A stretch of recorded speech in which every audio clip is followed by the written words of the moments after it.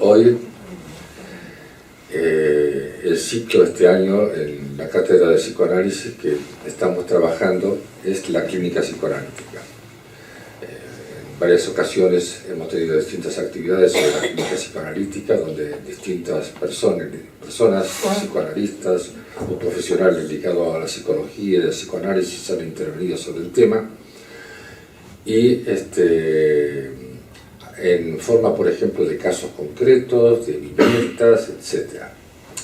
Hay algo que ustedes tienen que saber, que la clínica psicoanalítica es una clínica totalmente diferente a cualquier otro tipo de clínica psicológica.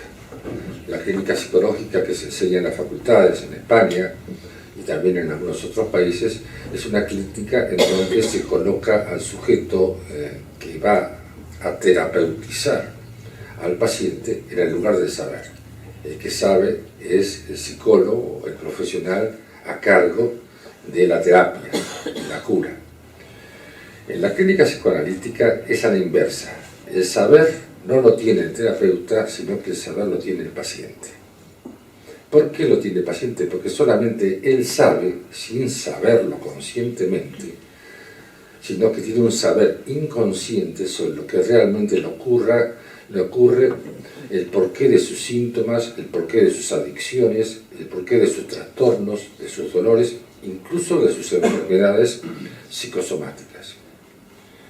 Es así que, entendiendo el psicoanálisis de esta manera, que nosotros, para construir una clínica, tenemos que pensar que es muy complicado, en tanto y en cuanto la clínica tiene que ver fundamentalmente con el uno por uno, con el caso por caso.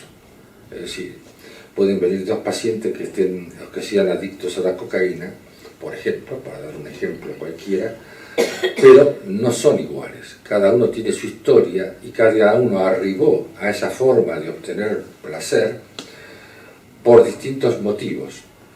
Evidentemente, lo que aparece, lo que da la cara, y por lo que él viene, es por la adicción a la cocaína, en los dos casos. Pero lo que lo ha llevado a esa adicción a la cocaína son elementos muy diferentes. Por eso que nosotros cuando hablamos de psicopatología, hablamos de estructuras. Cuando hablamos de estructuras queremos decir que no es lo mismo una estructura histérica, una estructura neurótica en general o obsesiva, que una estructura que es una estructura psicótica o una estructura perversa. Dependiendo entonces de la estructura, nos va a dar a nosotros no solamente la posibilidad de elaborar sobre el final del caso el diagnóstico del paciente que estamos atendiendo, porque el diagnóstico de psicoanálisis viene al final, no al principio. Lo que viene al principio es un diagnóstico presuntivo, el diagnóstico definitivo lo tenemos al final, sino que vamos a ver que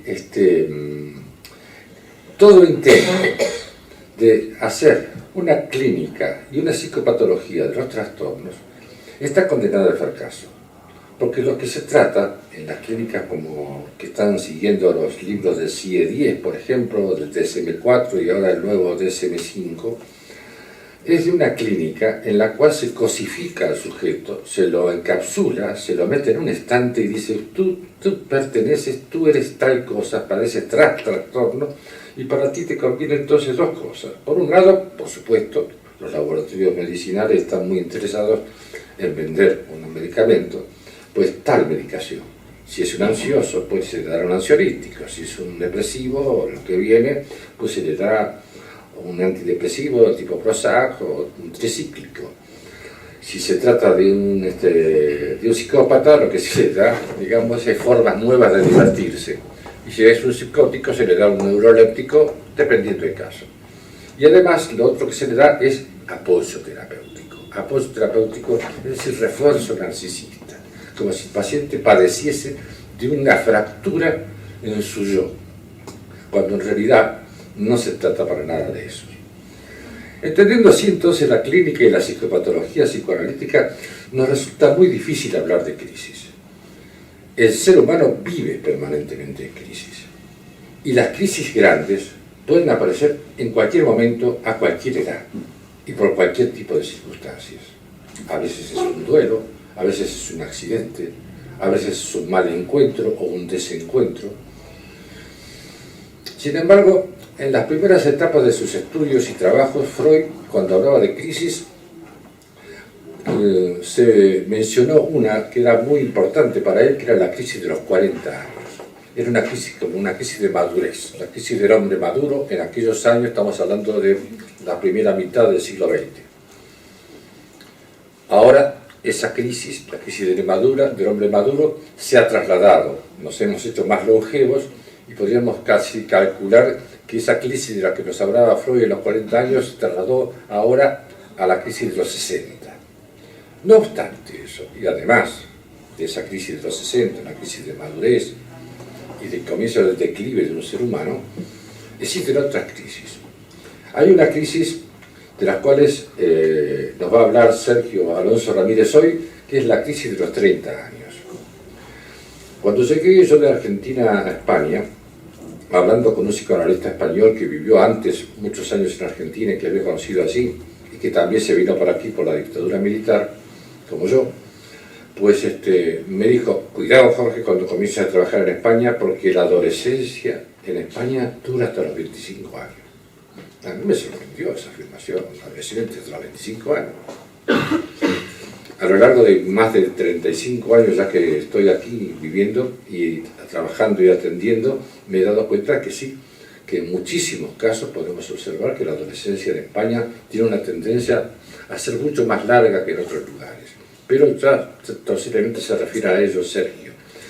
Sergio Alonso Ramírez es un joven psicoanalista hispano-argentino que estudió en la UBA, en la Universidad de Buenos Aires, estudió en la UDIMA, en la Universidad a Distancia de Madrid, es psicólogo, pero es psicoanalista, tiene el título de psicólogo profesionalmente, pero ejerce fundamentalmente como un psicólogo que llaman aquí dinámico, un psicoanalista.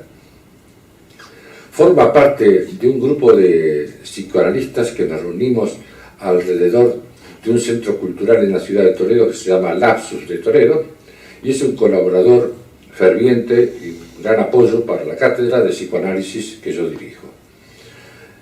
Con él ya mismo, sin más preámbulos, los dejo. Muchas gracias. ¿Qué tal? Buenas tardes.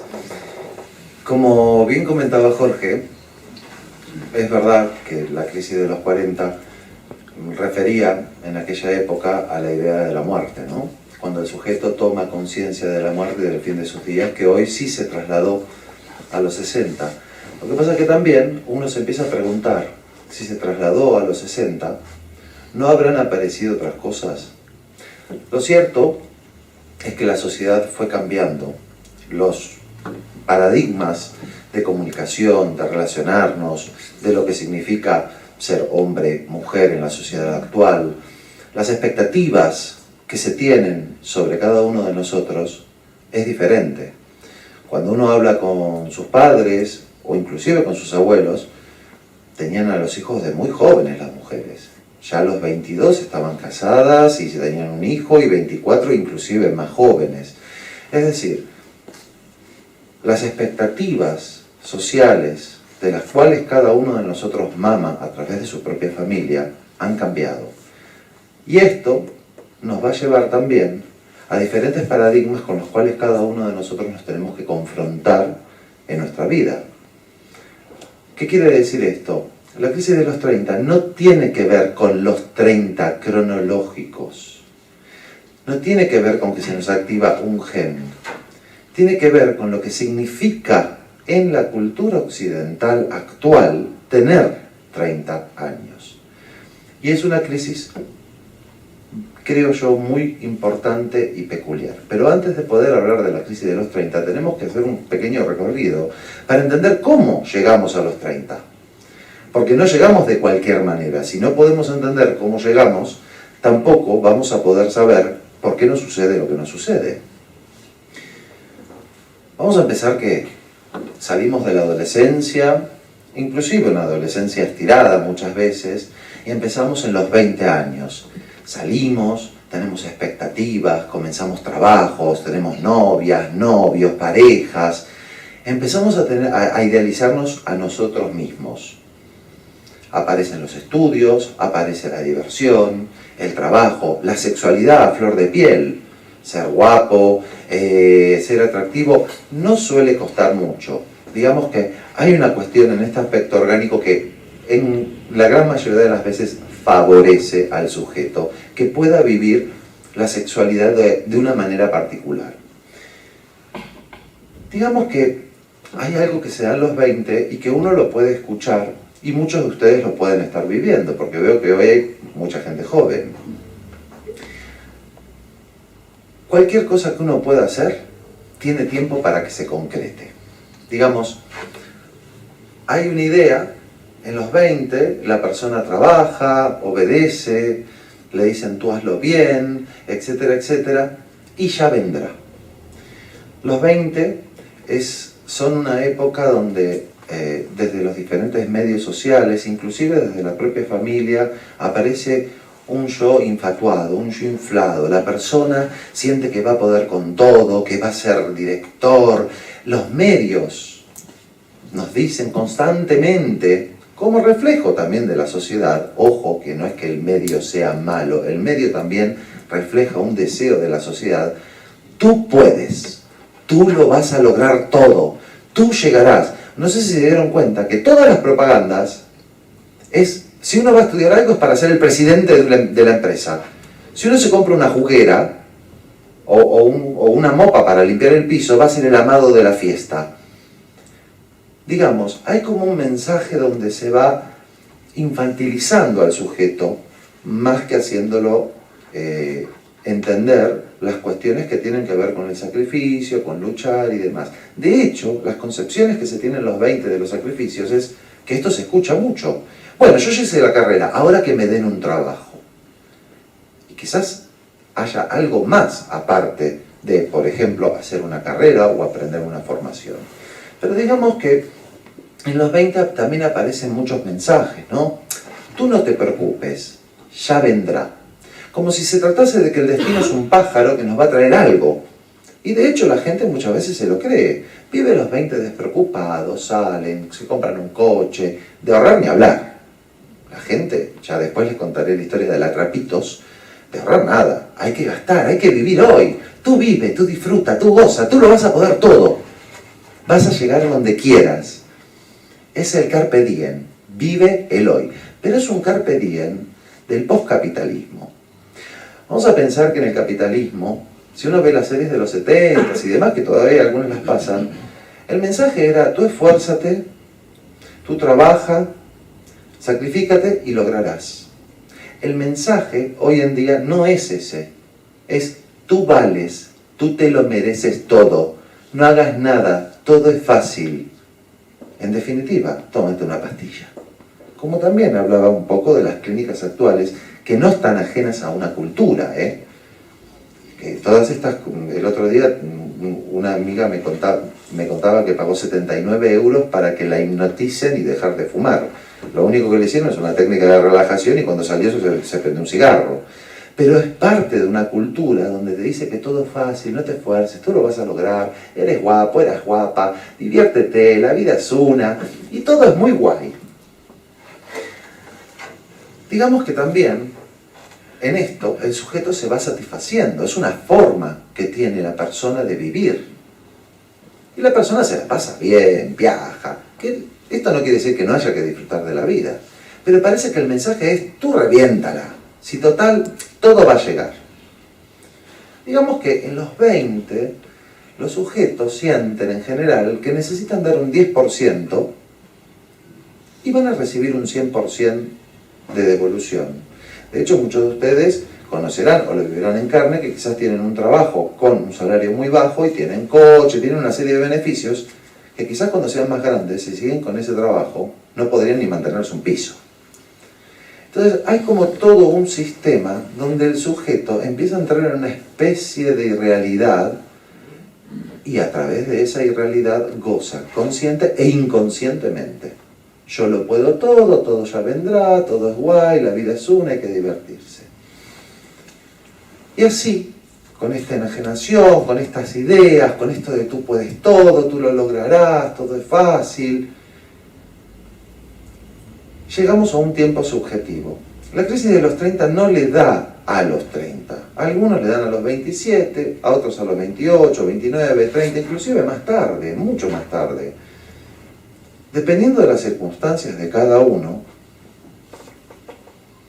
esta crisis lo puede atrapar. Y el otro día me acuerdo que hablaba con un chico y me dice, no, yo crisis de los 30 no tengo. Porque asocian crisis de los 30 con sentirse viejo. Nadie se siente viejo a los 30, ni mucho menos. Aparte, la edad es algo más bien subjetivo.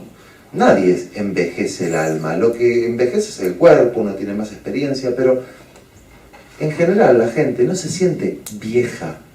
Tiene referentes a veces orgánicos, se cansa más, pero el espíritu sigue ahí.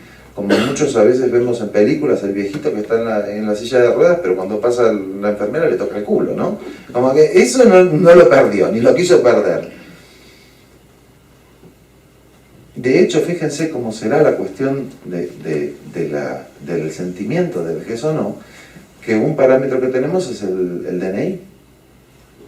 Y mucha gente lo esconde. Es verdad que lo pueden esconder por diferentes motivos, ¿no? Algunos lo esconden porque no quieren crecer, pero otros porque realmente no se sienten de esa edad. Es decir, no necesariamente los 30 tiene que ver, ese es el punto, no tiene que ver con algo meramente físico. Aunque es verdad que a medida que pasan los años vamos teniendo diferentes cambios corporales. La cuestión es que la crisis de los 30, ¿de qué trata? Trata de que en un momento la persona hace un acto. Dice, joder, ¿cómo se me pasaron los 20? Hostia, que ahí están los 40. ¿Y yo dónde estoy? Y ahí entra en crisis. ¿Por qué? Porque estas ideas que tenemos de que vamos a lograrlo todo, de que vamos a ser guays, y yo voy a ser el presidente de la nación, de la empresa, el gerente, el director, el médico más famoso, el psicoanalista más reconocido, el mejor escritor, se da cuenta el sujeto que está en un trabajo igual o similar a cuando tenía 20 o 21. Y se empieza a angustiar porque ve que si no hace nada, así como se le pasaron los 20 en un chasquido, en los 40 va a estar en el mismo lugar.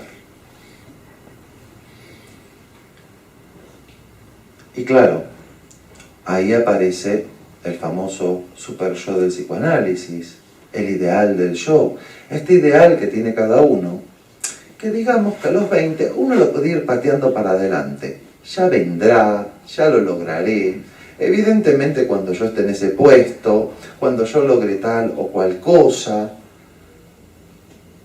Y ahí aparece como este demonio y el ángel, ¿no? Que se representan así en los medios de comunicación.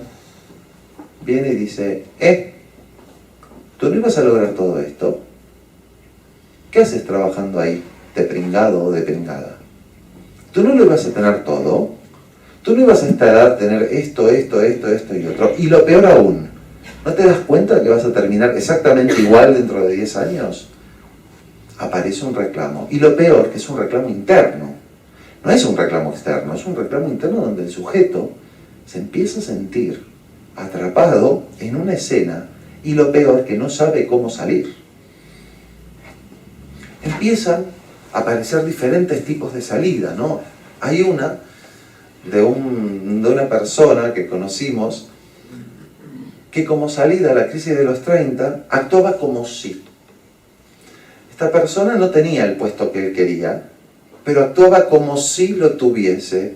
Era un poco payasesco, lo confieso, porque causaba gracia, pero él hacía como que él era importante. Es decir, para poder sopesar a su ideal del yo, a su super yo, para no caer en una depresión, iba y, esto hay que hacerlo así. No tenía el puesto, pero actuaba como si, y de hecho, de tanto actuarlo, en algún momento llegó a más o menos tener una especie de lugar de ese tipo, ¿no? Un puesto similar. Pero él necesitaba estaba muy angustiado con esta cuestión de darse cuenta que tenía 30 años y que encima estaba en un tipo de profesión que si no lo ascendía otra persona nunca iba a lograr nada. Entonces había encontrado esta salida como un poco ficticia. También aparecen los reclamos. Otros, ante la angustia, empiezan: es que no me reconocen, es que no me valoran, es que yo hice tal cosa y no me valoran. Digamos, entendemos esto como un sopesar, una justificación frente al reclamo interno, ¿no? No soy yo, es el otro.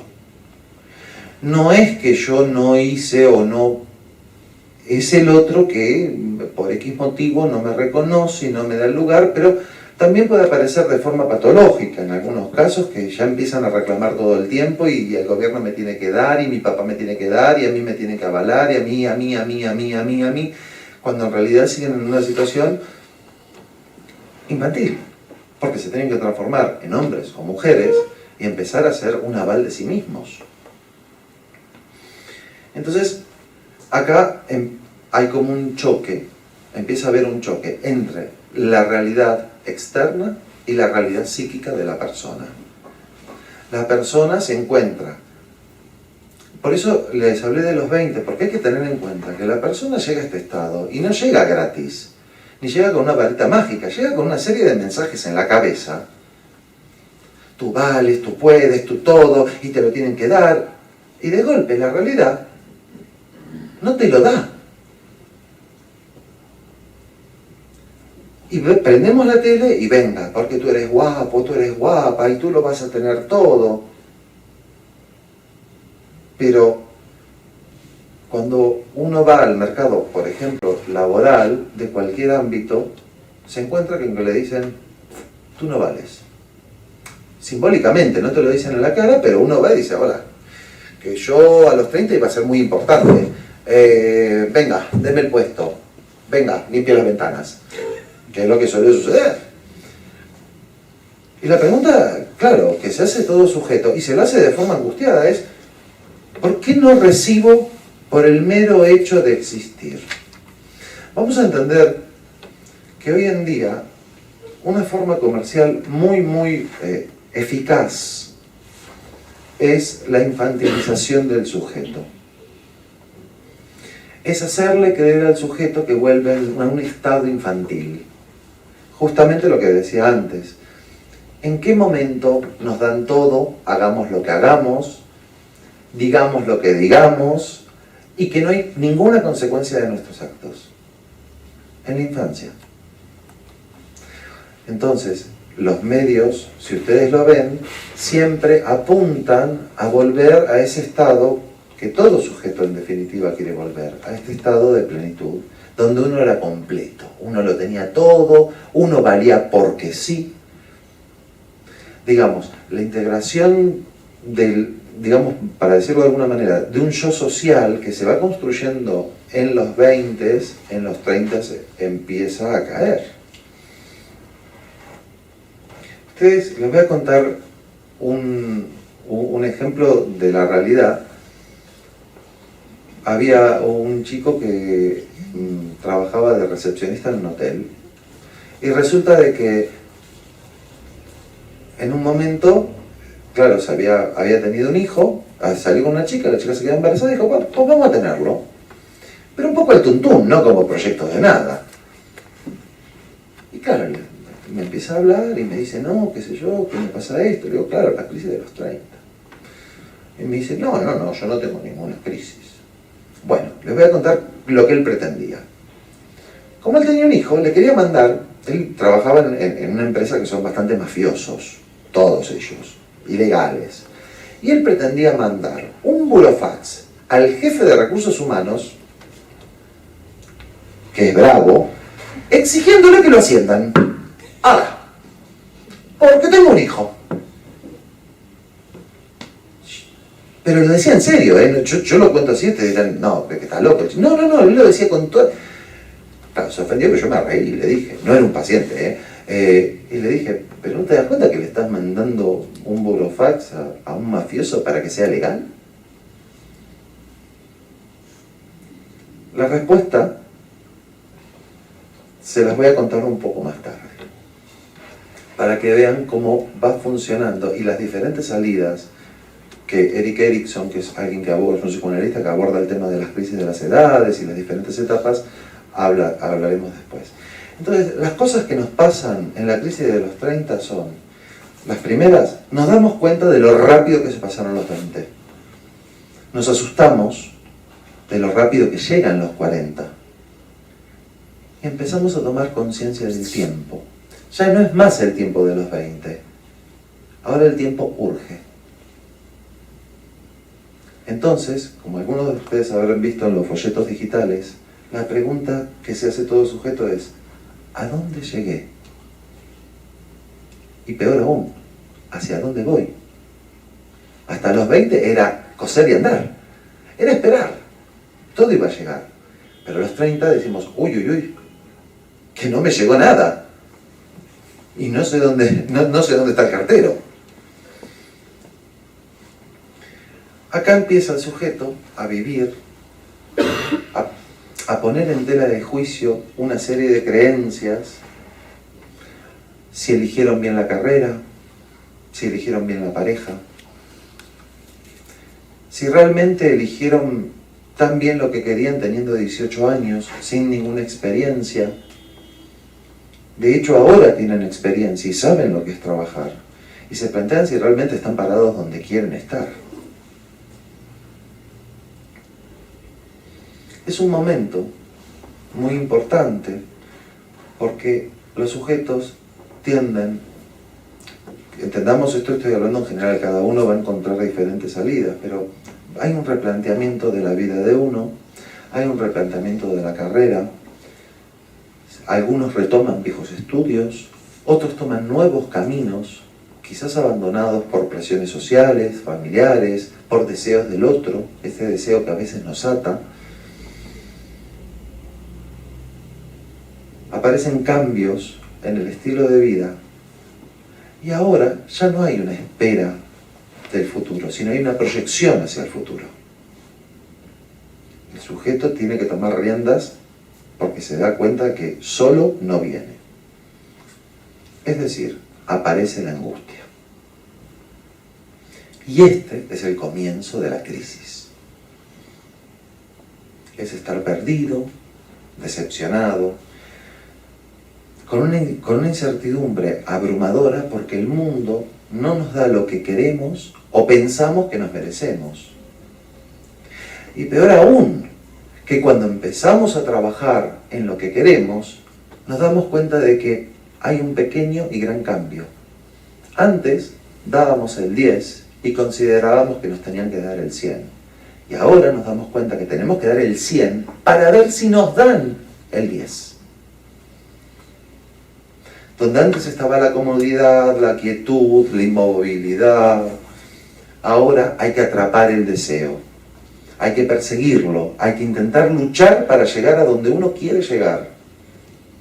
Claro, y la pregunta es, ¿qué deseo? ¿Dónde está mi deseo? Y a veces el deseo está sepultado en muchos deseos de los otros. Es decir, en todo esto que venimos hablando, el deseo del propio sujeto, que está enajenado, ni sabe realmente lo que quiere. Pero lo peor es que tampoco obtuvo beneficios por lo que no quería. Se van incorporando nuevos conceptos. El primero, en los 20 todo era seguro, todo iba a venir, ¿se acuerdan? Tú lo vales, carpe diem. Ahora nada es tan seguro como lo suponíamos. Peor, si no hacemos nada, nada obtendremos. Que lo que cuesta, lo que nos cuesta, vale. Y lo que vale, cuesta. Que hay que elegir, esforzarse y al hacerlo, dejar otras cosas de lado. Antes no había que elegir, antes solo había que esperar. Pero justamente una de las salidas, algunos eligen retomar la carrera, otros tener hijos, etcétera, etcétera. Pero todas estas elecciones implican muchos sacrificios. No digamos sacrificios, digamos renuncias. Renuncias de un montón de cosas que veníamos disfrutando y que ya no podemos disfrutar. Aparece también, dependiendo de cada sujeto, y esto es importante porque hay gente que esto no lo vive y se dan con un mazazo en la cabeza, aparecen conceptos cristalizados de sí mismo o de flexibilidad, y esto influye en las decisiones. Es decir, si el sujeto dice, yo soy así, me va mal porque soy un estúpido, mal vamos. Porque evidentemente la única salida que va a tener es una salida triste. Para que vean un poco cómo opera la crisis de los 30 y cómo la persona a veces, digamos, dentro de las salidas que después vamos a hablar, cómo la persona puede no quererla ver y después pagar las consecuencias. Le voy a contar el cuento, que es una historia real, de la Trapitos. La Trapitos es fantástica. Resulta de que hace más de un año me manda la MV que tenía un piso para alquilar, de estos que da no, para comprar. Bueno, voy, estaba lleno de gente. Y me encuentro una chica que había trabajado hacía muchos años conmigo. Hombre, ¿qué tal? ¿Cómo te va? Bien, bien, bien. ¿Y vos bien? ¿Te salió? Sí. Vale. Bueno, esperamos. Al final me la encuentro en la salida. Y le digo, ¿y qué te salió? Me salió un piso en Barajas. Ah, mirá qué bien. Sí. Pero viste que hay que poner 9.000 euros de entrada y después tenés que poner el resto en poco tiempo. Tenés ahorrado, ¿no? No, yo no ahorro. Yo me lo gasto todo en trapitos. Tenía 34 años. ¿Cómo te vas a gastar en trapitos? ¿Trapitos? Esta chica, un poquito, ¿no? Yo me lo gasto todo en trapitos. Tenés 34 años. Un día te pasa cualquier cosa, ¿no? Bueno, pero ¿y cómo vas a hacer? Y le pido a mis papis. Bueno, la Trapito, simpática la Trapito. Y bueno, yo el piso no lo cogí, pues lo vendían carísimo, ¿viste? Es que ahora se lo quieren sacar de encima, te lo venden como el presidente, todo bien. Miren qué casualidad, el otro año, no es casualidad, que nadie los quiere ahora, vuelve a salir otro piso. Bueno, voy a ver qué onda. Tampoco me interesa. Y cuando salgo, adivinen quién me encuentro. A la Trapitos. Hombre, ¿qué tal? Me dice, bien, ¿y tú? Bien, no, me salió otro. ¿No lo cogiste la otra vez? Le digo, no lo cogí. Y no, tampoco. Le digo, ¿y vos qué tal? ¿Qué te salió otro? No, vengo a devolver lo del mío. ¿Cómo que me dice? ¿Por qué? Y no, porque yo estaba trabajando de secretaria y me echaron. Como la Trapitos tiene mucha capacidad económica, con la indemnización lo dio para la entrada del piso, en medio de una crisis, esperando que seguro que conseguía otro trabajo. El trabajo no lo consiguió y iba a que le devuelvan el dinero de la entrada. Entonces ahora la Trapito será una tienda de campaña en el parque y vivirá ahí. Y le digo, qué bueno, pero por lo menos viví sola. Y ahí se notaba la crisis de las 30. Me dice, no, vivo con un amigo y tengo 35 años.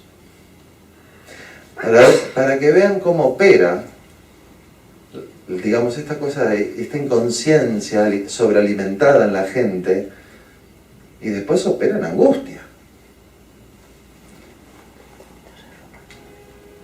Y hablando de la Trapitos, vamos a hablar de la crisis de los 30 y la mujer.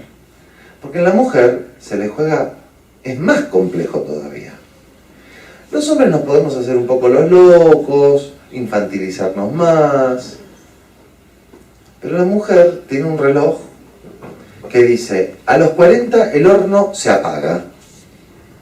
Apúrate. Es decir, ellas sí tienen un marcador biológico que les dice, querida, despertate, tenés 10 años para conseguir novio, casarte y tener un hijo. Pero claro, esto no es tan fácil. ¿Por qué?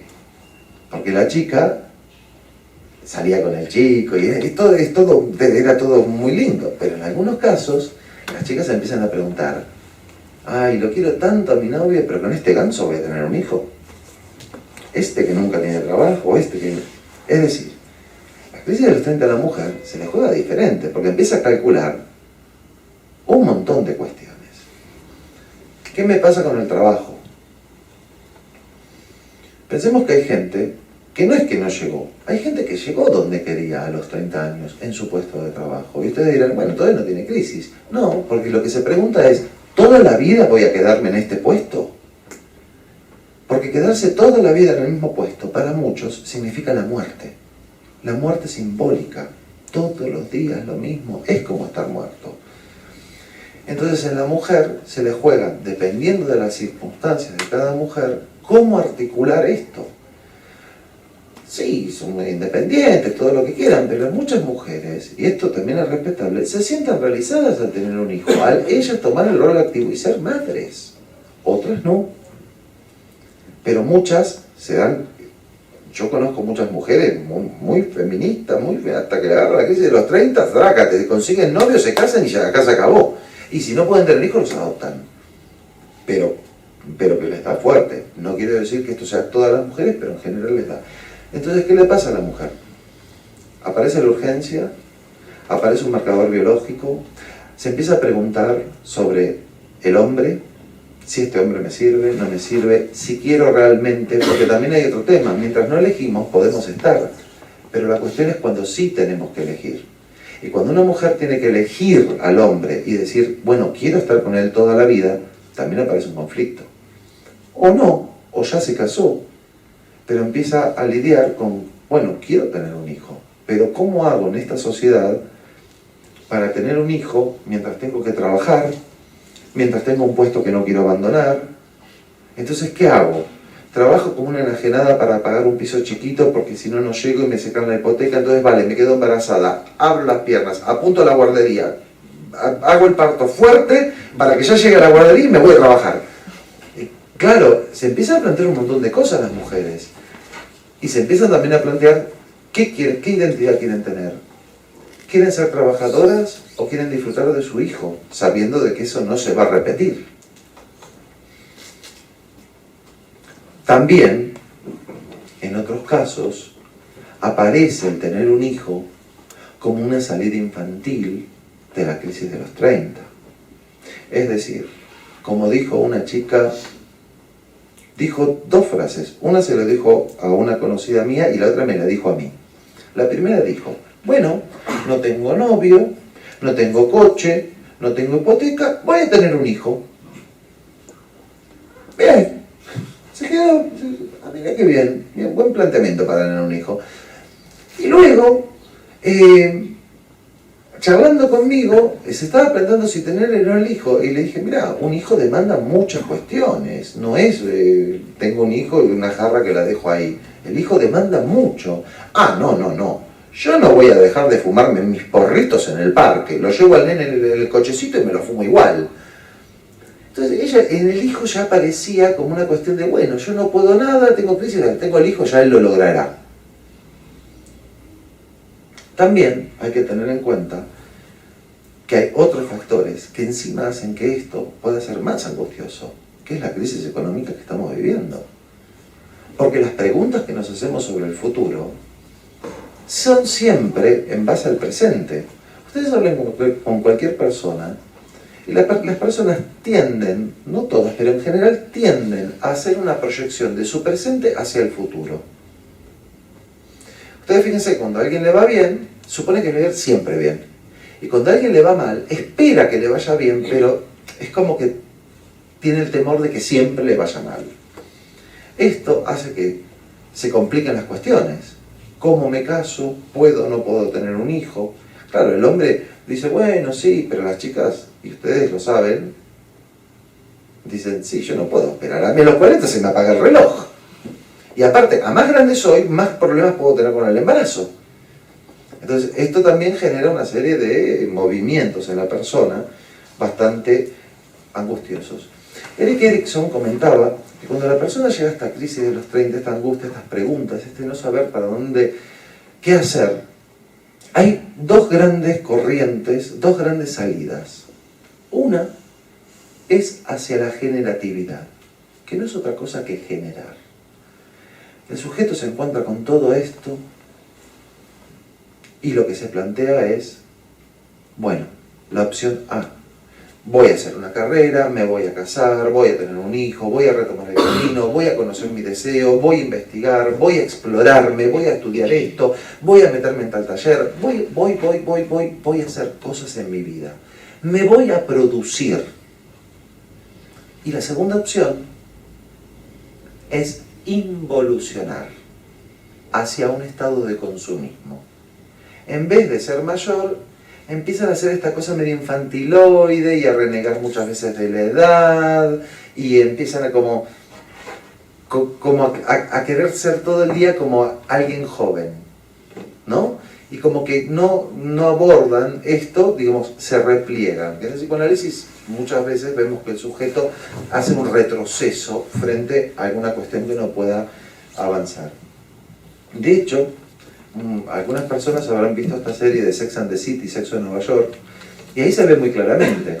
Son las 4 danzarinas del falo, ¿no? Pues yo las llamo así, están todo el día pensando en tipos y cómo le digo al tipo, y el tipo me miró y no trabajan, son geniales, ¿no? Tienen una vida espectacular.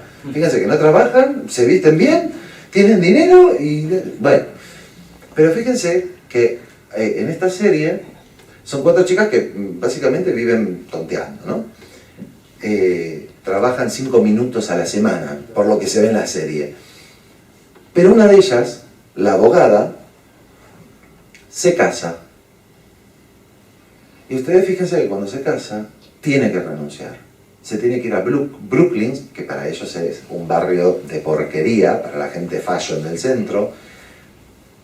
Tiene que aguantarse... bueno, el marido quizás no es el mejor de la tierra, pero es el que tiene. Tiene que cuidar a su bebé. Tiene que vivir con la suegra con Alzheimer. Tiene que trabajar como una burra. Es decir, tiene que hacer una serie de renuncias de todo ese mundo fantástico y divino para poder crear otra cosa nueva.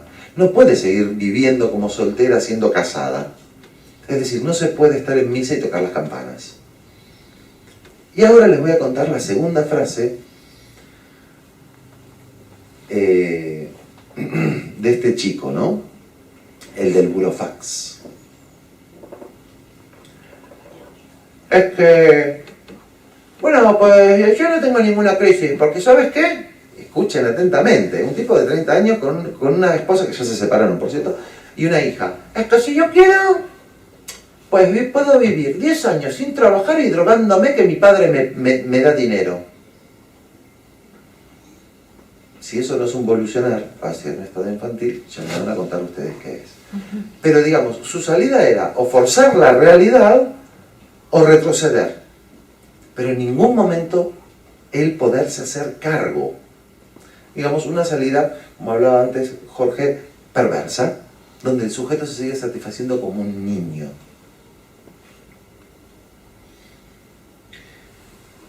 Entonces, hay un cambio conceptual también con respecto a los objetos. En los 20 somos todo lo que podemos comprar. Somos el iPhone, el iPad, Calvin Klein, Christian Dior, Loewe. Somos las marcas que nos podemos poner. Somos aquello que el otro puede ver en nosotros. El valor del sujeto, en un nivel inconsciente en general, está dado por aquello que se pone encima. Sin embargo, cuando se atraviesa la crisis de los 30, ya uno no es más por lo que puede consumir, sino uno es a partir de lo que elige en su vida. Uno ya no es, una mujer no es más la que se compra el bolso de Loewe, se lo puede seguir comprando, pero es médica. O quiere ser médica, o quiere ser abogada, o jardinera, o pintora, o lo que fuere. Empezamos a hacer a partir de nuestras elecciones, lo cual también tiene un punto interesante porque hay como una especie de deslinde, de desconexión con la mirada del otro, o nunca se desconecta del todo, y se empieza a construir una identidad a partir de las elecciones propias, y no se elige todo para el otro. también aparecen en esta etapa los mentores. Es decir, cada uno, cuando elige el camino de la generatividad, va a ir encontrando imágenes de personas cercanas que le van a servir para poder marcar el camino, ya sea profesionales, familiares, gente que hace lo que uno está haciendo y que le puede marcar el camino. Ustedes fíjense cómo ha virado todo ese sujeto que estaba en los 20 con la gente, con la chica, con la ropa, con la joda, con esto, con lo otro, que podía todo, a ser una persona que ahora se está construyendo y se está esforzando para lograrse, pero de otra manera, siguiendo un camino. Evidentemente es una etapa que requiere una cuota de energía peculiar. Ustedes saben que en las universidades, tanto presenciales como a distancia, hay muchísima gente. Yo no me acuerdo si en alguna época leí que la media de edad era 30 años, que quiere decir que la mitad tiene más de 30 y la otra mitad menos. Quiere decir que estamos en una época, esto se ve, ustedes si entran a universidades a distancia, se ve así de gente. Es más, es raro ver gente joven. ¿Qué quiere decir? De que hay un cambio conceptual. Hay una retoma de los deseos del sujeto. Pero este esfuerzo requiere también una cuota de narcisismo importante. Y no hablamos de un narcisismo negativo. Hablamos de que el sujeto necesita esa cuota de líbido, esa cuota de energía, para centrarse en aquello que quiere y para poder sostenerse en ese camino y seguir adelante.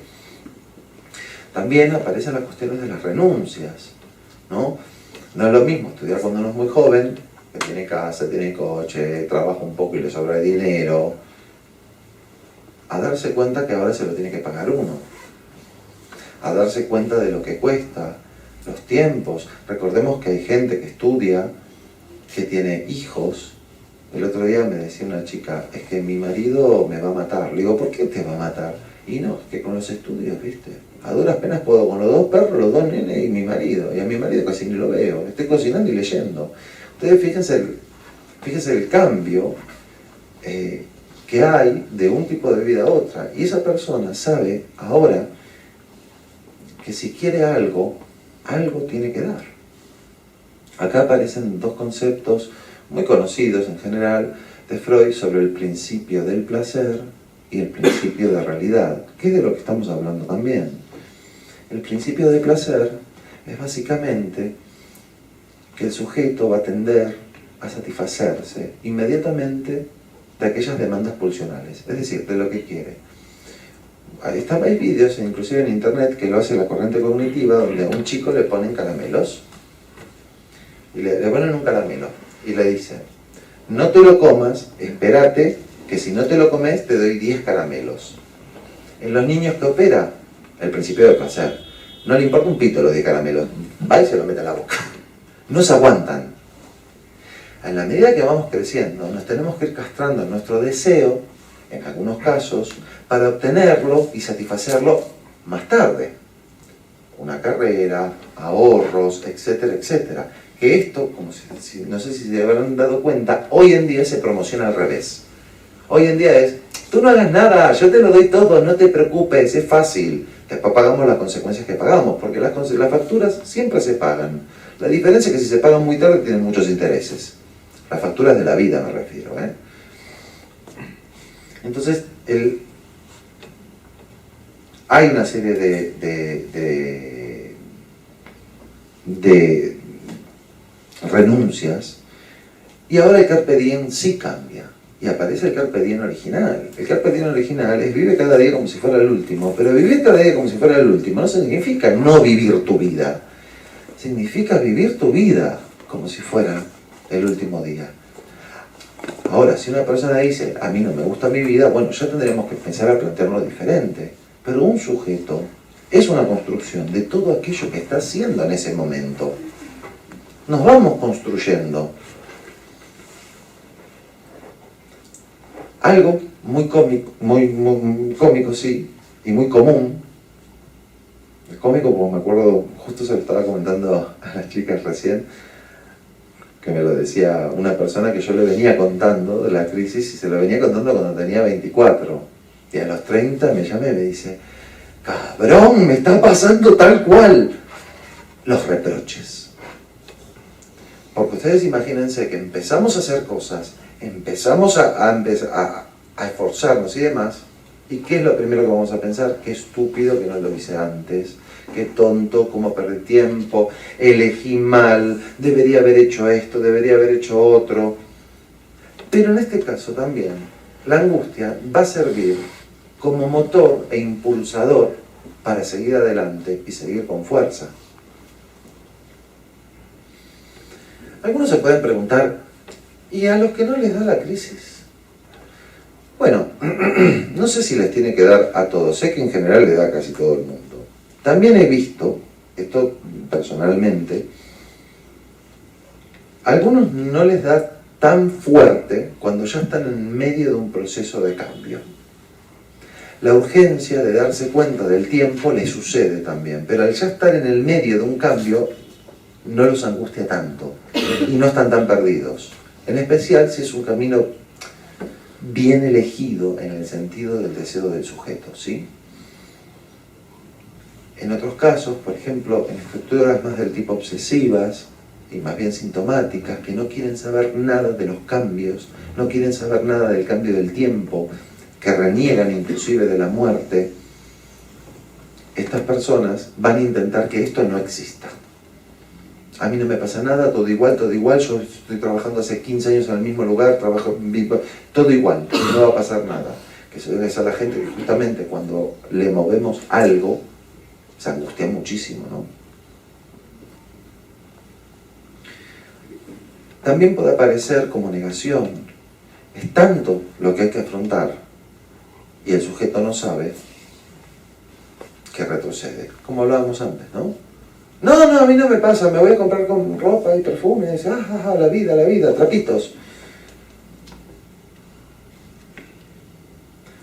También hay otros casos, por ejemplo, que este pasaje también es un tema porque el sujeto tiene que empezar a pensarse como adulto. Hay mucha gente que esto le cuesta, porque ser adulto es ocupar un lugar, y muchas veces es ocupar el lugar de los padres. Y como siempre digo, para que todo príncipe sea rey, tiene que morir el padre, o al menos desbancarlo. Y eso también se ve con culpa. Por eso muchas veces se recomienda un análisis. ¿Por qué?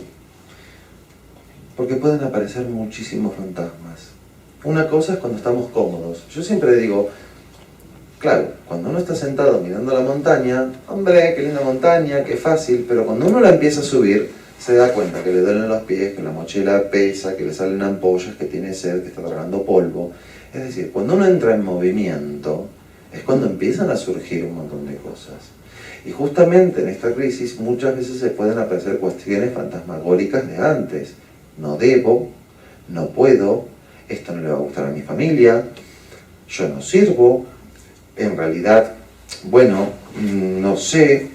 Es decir, pueden aparecer resistencias que antes habían quedado, digamos, sepultadas por diferentes motivos. Ya sea porque, por ejemplo, la persona estudió lo que quiso la familia, o porque lo dejó con diferentes excusas, o porque simplemente no lo hizo. Pero cuando lo hace, pueden empezar a aparecer cosas que ni el propio sujeto sabe. Y que lo peor, que le aparecen a nivel inconsciente, le aparecen como actos. O la persona que arranca una carrera, la deja. Arranca otra, la deja. Y a la tercera carrera se da cuenta, algo estoy repitiendo. Y ese miedo también puede influir mucho, porque lo puede perseguir, encima de todo el esfuerzo que está haciendo, lo puede perseguir al sujeto como un fantasma de abandono. Aparecen también los discursos históricos, prehistóricos de cada sujeto, tanto sociales como de la familia, donde me han deseado. El otro día hablaba con una mujer que estaba festejando el casamiento, el 50 años, no me acuerdo, 20 años de casada, ¿no? Y ella me decía toda muy contenta, sí, somos 4 generaciones de médicos. Bueno, puede ser que sea por una cuestión de identificación, pero también puede ser, como ella lo decía, ¿no? Era como un orgullo pertenecer a la familia siendo una generación más de médicos. Estos discursos que parecen tan sutiles, a veces para el hijo no lo son, porque sabe que está satisfaciendo a la madre o al padre siendo aquello que quieren.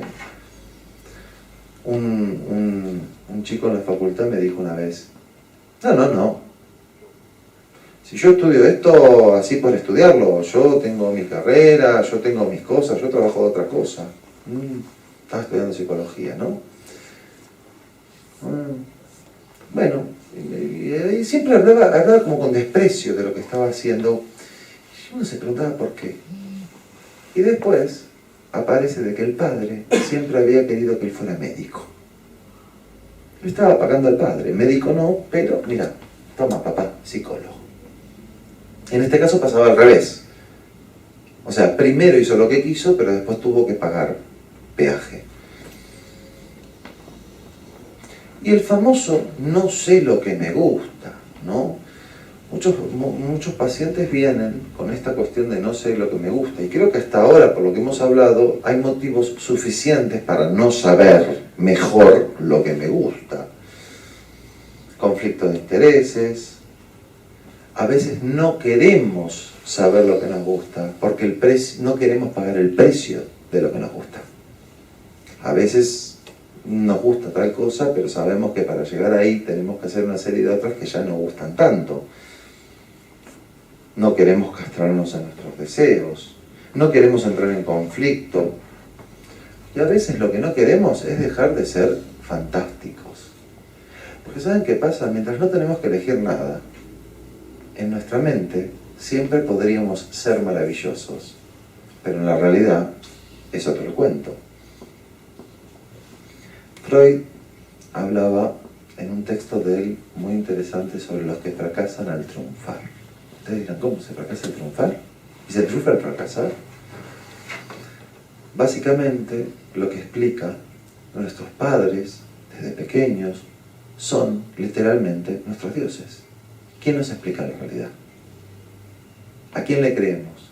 Si nos dicen que Buda es Dios, o que Dios es Dios, o que Mohamed es Dios, ¿a través de qué conocemos la realidad, el mundo, cómo nos vestimos, cómo vestirnos, cómo hablar, cómo comportarnos?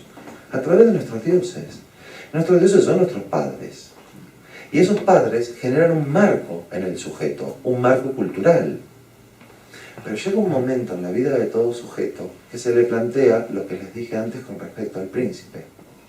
Tener que superar al padre. Es decir, tenerse que posicionar en el lugar del padre o de la madre. Y a veces ese pasaje se puede vivir con mucha culpa. Conozco el caso de una pareja muy simpático, gente muy maja, salían todas las noches, iban a recitales todo el tiempo, siempre iban a conciertos, pero vivían, jóvenes, 28, 27, pero vivían de joda, vamos, trabajaban, trabajaban y todo, pero era como que vivían, hasta parecía un poquito compulsivo el tema, y deciden tener un hijo. Y yo le digo a la chica, ¿vos estás segura? Porque el plan de vida que tienen no es de tener un hijo. ¿Qué te lo vas a llevar a un concierto, al bebé? No, sí, que es esta que cuando se queda embarazada, ¿qué le pasa a él? Ataques de ansiedad. Claro, de ser un niño se tenía que convertir en un hombre, ocupar el lugar ¿de qué? Del padre. ¿Entienden el doble signo, no? El lugar del padre del niño y del padre de él. Y eso le producía ataques de ansiedad. Que él no sabía, eran de ansiedad, no de pánico. Entonces, aparece, lo que va a decir Freud es de que este pasaje que tiene que hacer todo sujeto, de ocupar ese lugar de adultez, lo va a vivir primero con culpa. La culpa, usted va a decir, ¿cómo con culpa? La culpa se puede traducir en autoboicots, en me sale mal, en no voy a poder, o finalmente puedo pero lo dejo. ¿Cuánta gente conocemos que llega al final de la carrera, le falta una sola asignatura y dice, no, lo dejo? estaba estudiando psicología y no, voy a estudiar marketing.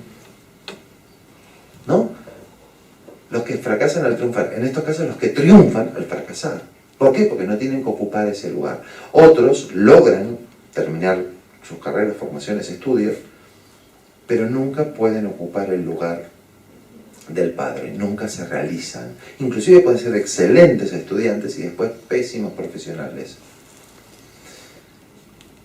Y los que lo logran atravesar, Freud va a decir que hay dos salidas. Una, retroceder, como lo que les conté recién, ante la posibilidad de lograrse, retroceder, y los otros lo atraviesan con culpa, pero lo atraviesan y finalmente se posicionan ellos en el lugar del mayor y ya ven a los padres, ya no como dioses, sino como personas en falta, personas que hicieron lo que pudieron, como pudieron.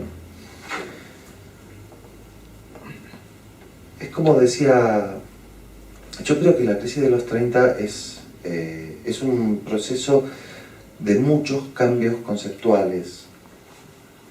Es muy importante, y a mí me interesaba hablar de esto porque hay muchísima gente que le sucede, pero muchísima. De hecho, mi blog es el más leído de toda la historia del blog. O sea, da igual lo que la haya publicado hace 2 meses, 3 años, es la más leída. Sino que es un momento para mí crucial en todo sujeto, porque es el momento de elegir el tipo de vida que cada uno quiere. Y es un momento importante, ¿no? Creo que es un momento de la vida donde es bueno poderlo reflexionar, porque también hay salidas muy angustiosas que la embarran peor, ¿no? Que es decir, si lo estoy haciendo mal, si lo hago más mal, quizás me salga bien, ¿no? Pero es un momento muy importante porque el sujeto puede encontrar una vida diferente, una forma de vivir diferente. Y me gustaría terminar diciendo algo para todos los que están atravesando, o las van a atravesar en breve, la crisis de los 30, y lo importante que es la salida de la crisis de los 30, porque nos da un sentido a la vida. Ya la vida empieza a tener ciertos horizontes. Puede que sean más difíciles, más fáciles, pero tiene un horizonte, y el sujeto se empieza a estructurar diferente en su vida. Y por eso me gusta tanto la frase que dijo Jacques Lacan, un psicoanalista francés muy famoso, que el sujeto puede vivir en la peor de las miserias, pero no puede vivir una vida sin sentido. Muchas gracias.